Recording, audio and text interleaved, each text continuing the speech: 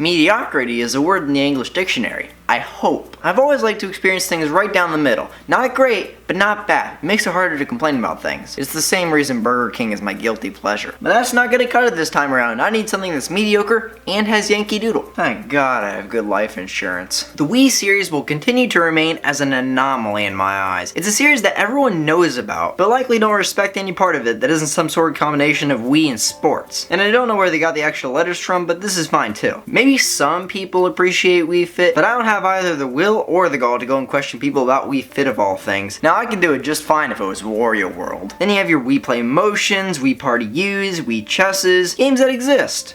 Supposedly. But then there's Wii Music. Looks like the Antichrist came early. Looking at this thing's birth, it could be seen as early as 2005, where it found itself in the midst of the first Wii Remote trailer, showing exactly what this new controller was capable of: witchcraft. It then showed up again when Shigeru Miyamoto brought it upon himself to fully orchestrate a band of Miis to show off what was initially intended to be a minigame in Wii Play, but would eventually be incorporated into an entirely new game. A game all about creating music. E3 2008.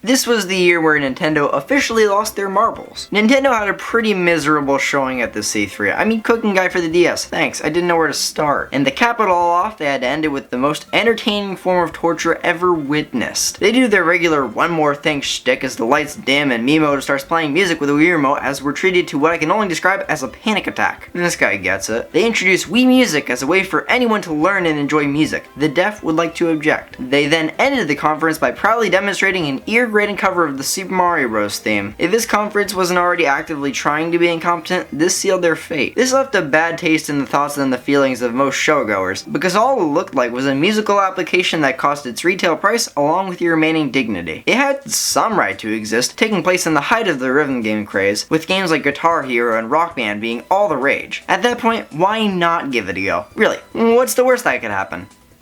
Oh, I remember playing this game at my grandma's house a long time ago on a few Christmas Eves. My cousins hated it, and I don't blame them in the slightest. Despite barely ever playing it, this game and everything surrounding it were key to my childhood development. But sometime from then to now, I smuggled it over here and started hoarding. Regarding the game's reception at the time, it earned itself a whole lot of mixed reviews, with most not finding much worth in a game that amounted to being a glorified noisemaker. And that thought process has remained true for all of its time, with the game only being brought up in conversation to make someone laugh in secondhand embarrassment. From what I did play of it, I can surely say it wasn't bad enough for me to remember much about it. That's gotta count for at least something. I just remember thinking, this is a Wii game, and I'm not old enough to think rationally yet. The most memorable part about it to me was the clean looking box art. Aside from that, this game didn't manage to pull me into the cold of music. Recorders were the closest I got. So it's a good thing Sebastian Toot is here to introduce us into the world of Wii music. Pianos are the name of the game, and filling the Wii Remote and nunchuck around is suddenly priority number one. And this isn't a problem exclusive to Wii Music, but I've always had a problem with shaking the nunchuck. If you've never held a nunchuck in your hands before, you probably did and you just didn't notice it there. This thing is as light as a feather, and while it helps you to forget you're even holding a controller attachment, it makes it so that when you attempt to shake it,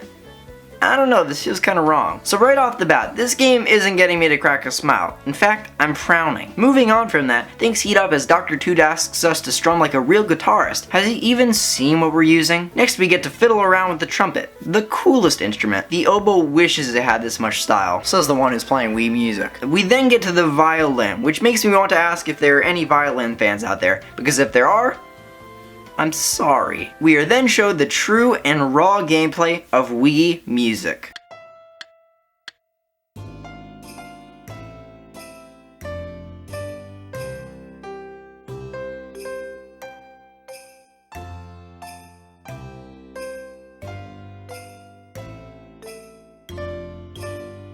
Yeah, so all you have to do is shake your remote to the tune of the music. There's no specific motions that translate to different notes. You just shake the remote. Oh, and the nunchuck. I can't do this anymore. Fundamentally, what the game boils down to is a way to pretend you're making music. The game even encourages you to add some of your own personal touches, which could either mean you add an extra note or two in there on purpose, or most likely by accident, as the motion controls are not too hot for instances like this, or you could just have a mental breakdown. With this game, I'm pretty sure it's an inevitability. Once we're all done, we can create our own album cover, which can either be the most fun part of Wii Music or the most questionable. Hell, why not both? You can then can watch it as many times as you'd like, if you're insane. We can also score our own songs however we'd like on a scale of 100 points. And this is where I feel like the main problems with the game start to rear their ugly head. They haven't already started? There's no risk of failure in Wii Music. You can play the song as badly as a 3rd grader going ballistic, but as long as you have a brain cell intact after playing this, you can still give yourself a score that would make Mozart piss his pants. I honestly don't know how to feel about this part of the game, because if you did really well, and you improvise some bits perfectly, adding your own personal touch to the song,